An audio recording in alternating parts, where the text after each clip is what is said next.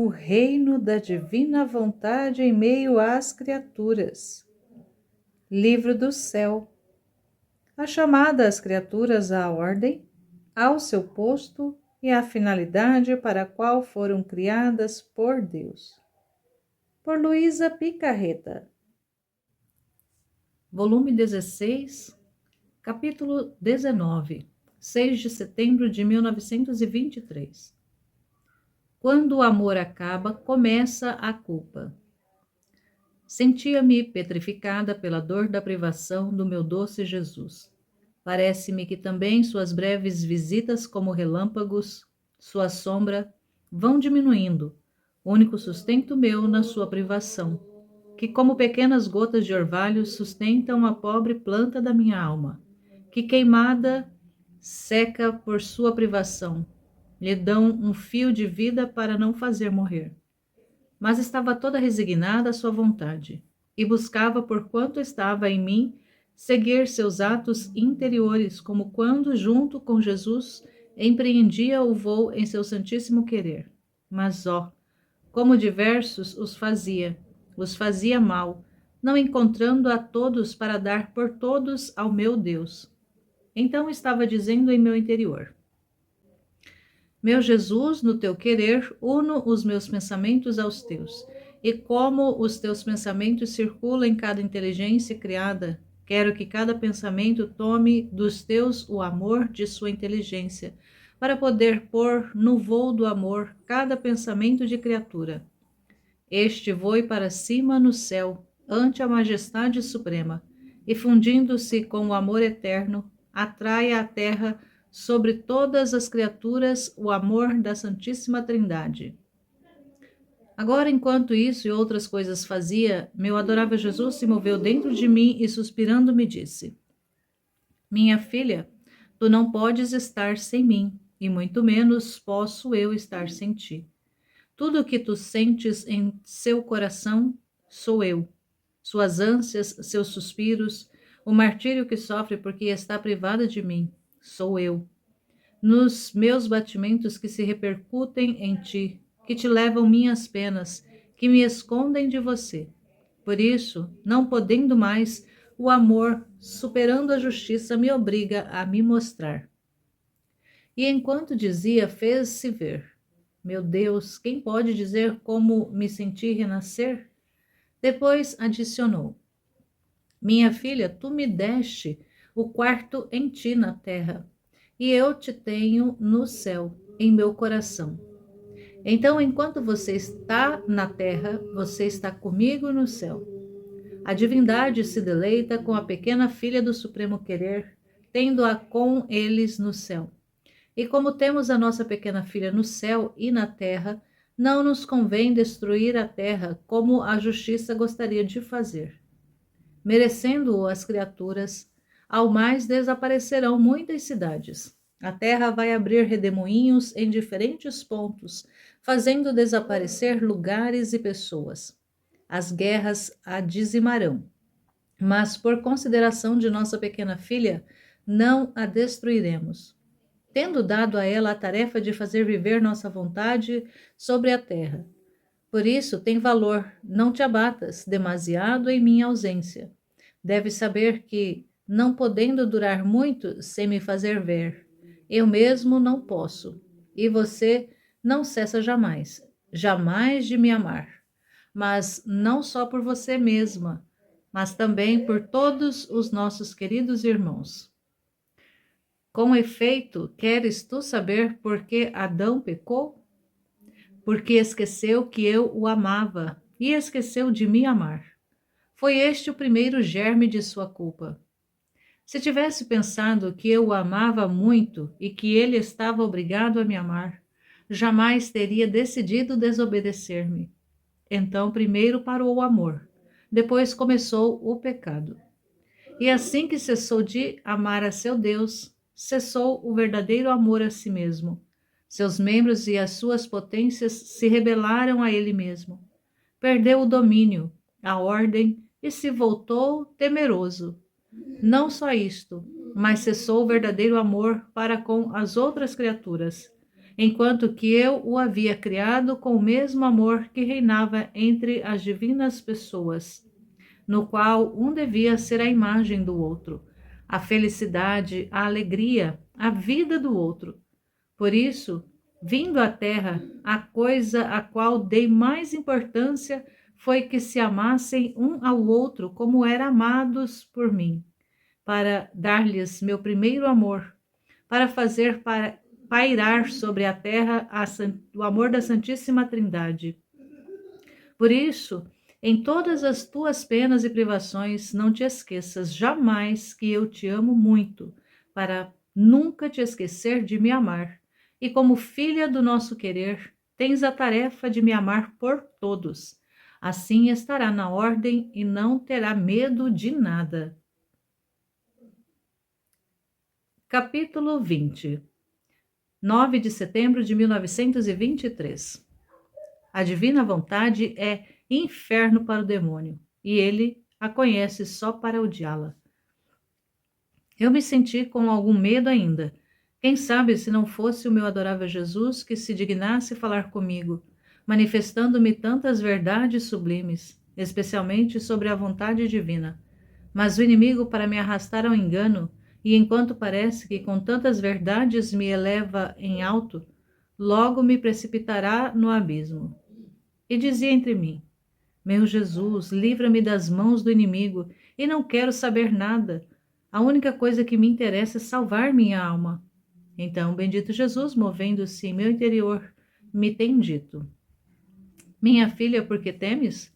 Não sabes tu que o que menos sabe de mim, a serpente infernal, é da minha vontade? Porque não quis fazê-la e não a fez, nem a conheceu, nem a amou, muito menos penetrou nos segredos do meu inescrutável querer para conhecer seus efeitos, o valor de minha vontade. E se não os conhece, como pode falar dela? Mas, bem, a coisa que mais aborrece é que a alma faça minha vontade. A ele não lhe importa se a alma reza, se confessa, se comunga, se faz penitência, se faz milagres. Senão a coisa que mais o danifica é que a alma faça minha vontade. Porque assim que se rebelou à minha vontade, foi criado nele o inferno. Seu estado infeliz, a raiva que o corrói, assim que minha vontade é inferno para ele. E cada vez que vê a alma sujeita a meu querer, conhecer os mistérios, o valor, a santidade dela, se sente duplicar o inferno, porque vê na alma criar o paraíso, a felicidade, a paz por ele perdidas. E quanto mais meu querer é conhecido, tanto mais fica atormentado e furioso. Portanto, como poderia me falar de meu querer, te falar de meu querer, se forma seu inferno? E se te falasse, suas palavras formariam em você o inferno, porque ele conhece minha vontade só para odiá-la, não para amá-la. E o que se odeia nunca leva à felicidade, à paz, e além disso, sua palavra está vazia de graça. Portanto, não pode conferir a graça de fazer minha vontade. Capítulo 21. 14 de setembro de 1923. Todas as criaturas giram em torno de Deus, assim como a Terra gira ao redor do Sol.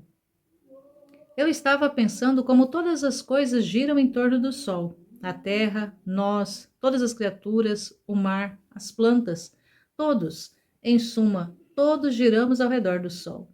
E porque giramos ao redor do Sol, ficamos iluminados, recebemos seu calor, assim que ele reflete seus raios ardentes sobre todos. E nós, a criação, toda girando ao seu redor, gozamos de sua luz e recebemos parte dos efeitos e bens que o Sol contém. Agora, quantos seres giram ao redor do Sol divino? Todos, todos os anjos, os santos, os homens, todas as coisas criadas, a própria Mamãe Rainha, não tem o primeiro giro, que rapidamente girando em torno, ele absorve todos os reflexos do Sol eterno? Agora, enquanto isso eu pensei, meu divino Jesus se moveu em meu interior e, me estreitando toda ele, me disse: minha filha, foi precisamente esta a finalidade para a qual criei o homem, para que me girará sempre ao redor. E eu, como o sol, estando no centro de seu giro, devia fazer refletir nele a minha luz, o meu amor, a minha semelhança e toda a minha felicidade. A cada sua volta devia dar sempre novos contentamentos, nova beleza e flechas mais ardentes.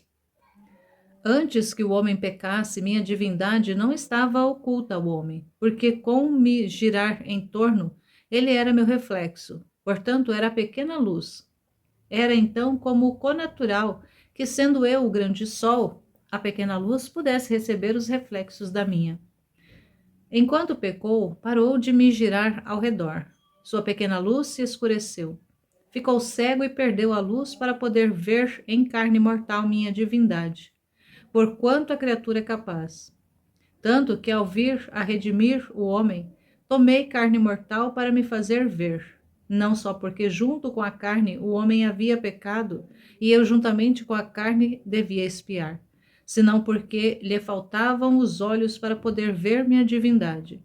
Então é certo que minha divindade que habitava em minha humanidade, como relâmpagos e a gotas, pôde apenas sair algum raio de luz de minha divindade. Olha então que grande mal é o pecado. É perder o homem seu giro em torno de seu Criador. É anular a finalidade de sua criação. É mudar-se de luz em trevas, de belo em horrível. É um tal mal que com toda a minha redenção não pude restituir-lhe os olhos para poder ver em carne mortal a minha divindade, senão somente quando esta carne do homem, desfeita, pulverizada pela morte, ressuscite de novo no dia do juízo. O que aconteceria se a criação toda pudesse faltar ao seu giro em torno do sol? Todas as coisas se transtornariam, perderiam a luz, a harmonia, beleza, uma coisa chocaria com a outra. E apesar de haver sol, não girando ao redor dele, o sol estaria para toda a criação como morto. Agora o homem, com o pecado original, perdeu seu giro em torno de seu Criador e por isso perdeu a ordem, o domínio de si mesmo, a luz, e cada vez que peca, não só não gira em torno de seu Deus, senão que nem sequer em torno dos bens da redenção, que como o novo sol veio a lhe trazer o perdão e a salvação. Mas você sabe, quem não se detém jamais em seu giro? A alma que faz e vive em minha vontade. Ela corre sempre, não se detém jamais e recebe todos os reflexos de minha humanidade e também os raios de luz de minha divindade.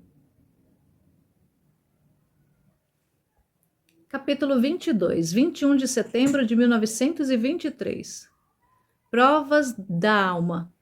Justiça que faz nela nosso Senhor. O cerco da divina vontade e como é necessário olhar para dentro deste cerco. Sentia-me muito amarga pela privação de meu doce Jesus. Parecia-me que tudo havia terminado, quase sem mais esperança de que voltasse a sua pequena e pobre exilada. O coração sentia-o ser desfeito pela dor, pensando que não poderia ver mais aquele que, havendo vivido junto comigo, formava a minha mesma vida, e agora a minha vida está desaparecida e dividida em mim. Meu Jesus, como é que tão brutalmente me matas?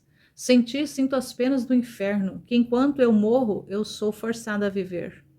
Agora, enquanto eu estava neste estado tão doloroso, meu sempre amável Jesus se moveu em meu interior e, tirando um braço, me tem abraçado para me dar a vida e me disse: Minha filha, o meu querer quis fazer justiça por ti.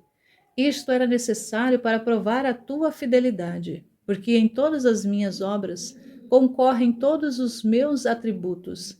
E quando as gerações vejam tudo o que fiz em ti, surpreendidas dirão: como não devia fazer tudo isto se tanto lhe deu?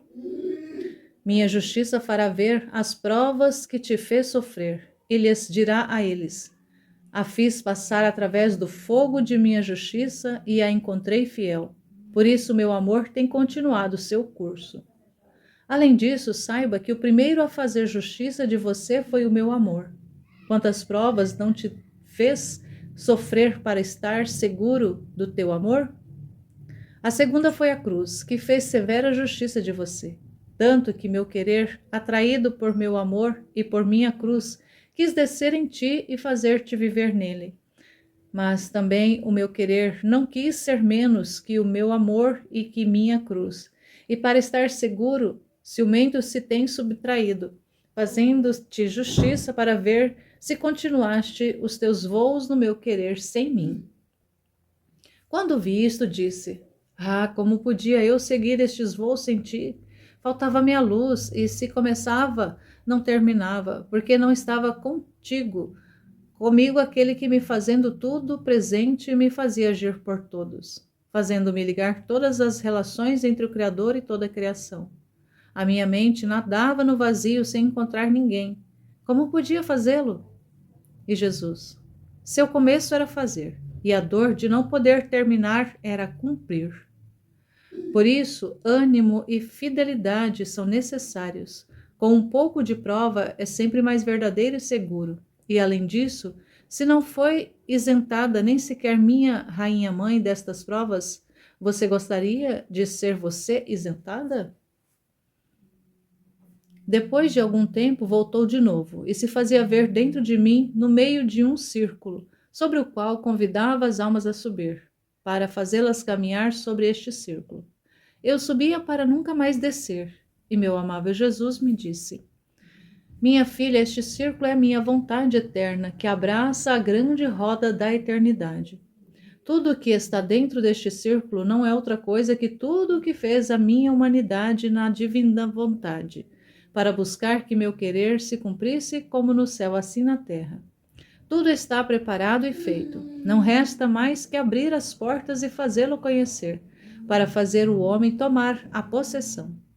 De mim foi dito, quando eu vim à terra para redimir o homem, que teria sido a salvação e a ruína de muitos. Assim se dirá também agora, que esta minha vontade será ou de grande santidade, porque minha vontade é de absoluta santidade, ou de ruína para muitos. Olhe, naquele círculo, enquanto se gira, é necessário ver para dentro, jamais para fora, porque dentro está a luz, o conhecimento, a minha força e os meus atos como ajuda, alento e vida, para poder tomar a luz de minha vontade. Fora não há nada disto. Encontrarão as trevas e se precipitarão no abismo.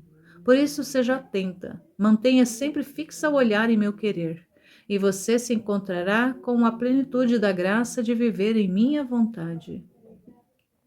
Capítulo 23, 4 de outubro de 1923. Para que a divina vontade se torne vida da alma, esta deve fazer desaparecer a própria vontade, e seu querer não deve existir mais. Sentia-me destruída pela dor da sua privação, com o triste pensamento de que Jesus não tinha vindo mais. Oh, como é doloroso pensar que não devia haver mais aquele que forma toda a minha vida, minha felicidade, todo o meu bem. Enquanto estava nisto, meu doce Jesus se moveu dentro de mim e me disse: Minha filha, como posso deixar-te se na tua alma está aprisionada a minha vontade? E dando vida a todos os seus atos, desenvolve sua vida como em seu próprio centro? Então, em um ponto da terra já está a minha vida. Ah, se não estivesse esta vida minha sobre a terra, minha justiça se desafogaria com tal furor de aniquilá-la. Quando ouvi isto, disse: Meu Jesus, a tua vontade está em todo lado, não há ponto onde não se encontre. E você diz que está aprisionada em mim? E Jesus: Certamente que está em toda parte com sua vastidão, com a sua onividência e com o seu poder. E qual rainha tudo domina e a si submete, não deixando escapar ninguém do seu império. Mas como vida, na qual a criatura forma a sua, para desenvolver a sua vida de minha vontade e formar uma vida da divina vontade sobre a terra, não existe. Para muitos, minha vontade, não fazendo-a, é como se não existisse. Acontece como se alguém tivesse água em sua própria estadia e não a bebesse. O fogo e não se aproximasse para aquecer. O pão e não come.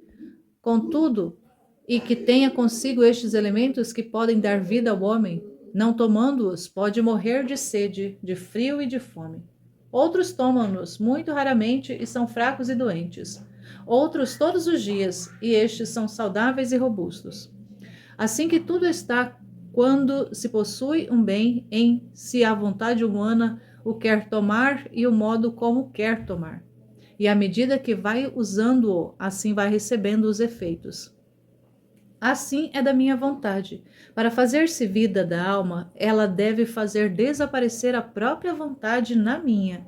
Seu querer não deve existir mais. Minha vontade deve estar em todos os seus atos como o primeiro ato, a qual se dará à alma, agora como água para tirar a sede com suas águas divinas e celestiais, agora como fogo, não só para aquecê-las, mas para destruir nela tudo o que é humano e reedificar nela a vida de minha vontade. E agora como alimento para alimentá-la e torná-la forte e robusta. Oh, como é difícil encontrar uma criatura que ceda todos os seus direitos para dar só a meu querer o direito de reinar. Quase todos querem reservar alguma coisa do próprio querer. E por isso minha vontade, não reinando completamente nelas, não pode formar sua vida em todas as criaturas. Capítulo 24, 16 de outubro de 1923. Para que a divina vontade desça à terra, é necessário que a vontade humana suba ao céu. E para subir ao céu é necessário esvaziá-la de tudo o que é humano. A dor da privação do meu Jesus concentra-se mais no meu pobre coração. Que longas noites sem ele, sem Jesus, me parecem coisas eternas, sem estrelas e sem sol. Só me resta ser amável querer, onde me abandono e encontro meu repouso nas densas trevas que me circundam. E Jesus, Jesus, vem ao meu coração dilacerado, pois não posso mais sentir. Então, enquanto nadava no mar imenso da dor da sua privação, meu Jesus, movendo-se dentro de mim e segurando as minhas mãos nas suas, ele apertou-as fortemente ao seu coração e disse-me: minha filha, para descer a minha vontade à terra, é necessário que a tua vontade suba ao céu. E para subir ao céu e viver na pátria celestial, é necessário esvaziá-la de tudo o que é humano, de tudo o que não é santo, puro e reto. Nada entra no céu a fazer vida comum com nós, senão é tudo divinizado e transformado tudo em nós. Nem minha vontade divina pode descer à terra e desenvolver sua vida como em seu próprio centro, se não encontra a vontade humana vazia de tudo, para enchê-la de todos os bens de meu querer que meu querer contém. Ela não será outra coisa que um véu sutilíssimo que me servirá para me cobrir e habitar dentro, quase como hóstia consagrada, na qual eu formo a minha vida. Faço todo o bem que quero. Rezo, sofro, gozo, e a hóstia não se opõe. Deixa-me livre, seu ofício é prestar-se a ter-me escondido em silêncio, aderir a conservar a minha vida sacramental. Este é o ponto onde estamos. Seu querer entra no céu, e o meu a descer à terra. Por isso, o seu não deve ser ter mais vida, não deve ter razão de existir. Isto aconteceu à minha humanidade, que enquanto tinha uma vontade humana, esta estava toda atenta a dar vida e à vontade divina. Jamais se arbitrou por si só, nem sequer respirar por si só, senão que mesmo o eu dava e tomava na vontade divina. E por isso o querer eterno reinou em minha humanidade, como no céu, assim na terra. Nela fez sua vida terrestre, e minha vontade humana, sacrificada toda a divina, impeliu que a tempo oportuno descesse à terra para viver no meio das criaturas como vive no céu. Não queres tu dar o primeiro lugar na terra à minha vontade? Agora, enquanto dizia isto, parecia-me encontrar-me no céu, e como que a partir de um ponto só via todas as gerações. E eu, prostrando-me ante a majestade suprema, tomava seu mútuo amor, sua adoração perfeita, a santidade sempre uma de sua vontade, e as oferecia em nome de todos, como correspondência do amor, da adoração e da submissão e união que cada criatura devia ter com seu Criador. Queria unir céu e terra, Criador e criatura, a fim de que se abraçassem e se dessem o beijo da união de suas vontades. Então, meu Jesus tem adicionado: esta é a tua tarefa, viver entre nós e fazer teu tudo o que é nosso, e dá-lo a nós por todos os teus irmãos. Então nós, atraídos pelo que é nosso, podemos ficar vinculados com a com as gerações humanas e lhes dar de novo o beijo supremo da união da sua vontade com a nossa, beijo que lhe demos na criação. Capítulo 25, 20 de outubro de 1923. A alma é o campo onde Jesus trabalha, semeia e colhe. Sentia-me toda aniquilada em mim mesma, suas privações me lançam na mais profunda humilhação. Sem Jesus, o interior de minha alma sinto devastado. Todo bem me parece que declina e morre. Meu Jesus, como é dura a tua privação. Oh, como me sangra o coração ao ver em mim todo morrer. Porque aquele que é vida e que só ele pode dar vida, não está comigo. Então, enquanto eu estava neste estado, meu docíssimo Jesus, tendo saído de dentro de mim e apoiando sua mão sobre meu coração e apertando-o forte, ele disse para mim: minha filha, por que te afliges tanto? Abandona-te em mim e deixa-me fazer. E quando te pareça que tudo declina e morre, teu Jesus fará ressurgir tudo, porém mais belo e mais fecundo. Você deve saber que a alma é meu campo onde eu trabalho, semeio e colho, mas meu campo predileto é a alma que vive em minha vontade. Neste campo meu trabalho é deleitável. Não me sujei ao semear, porque minha vontade a converteu em campo de luz. Seu terreno é virgem, puro e celestial. E eu me divirto muito ao semear naquelas pequenas luzes, quase como um orvalho que forma o sol de minha vontade. Oh, como é bonito ver este campo da alma todo coberto de tantas gotas de luz, que pouco a pouco, à medida que crescem, formarão tantos sóis. A vista é encantadora, todo o céu é arrebatado por sua vista, e estão todos atentos a ver o celestial agricultor, que com tanta maestria cultiva este campo e que possui uma semente tão nobre de convertê-la em sol. Agora, minha filha, este campo é meu e faço dele o que quero.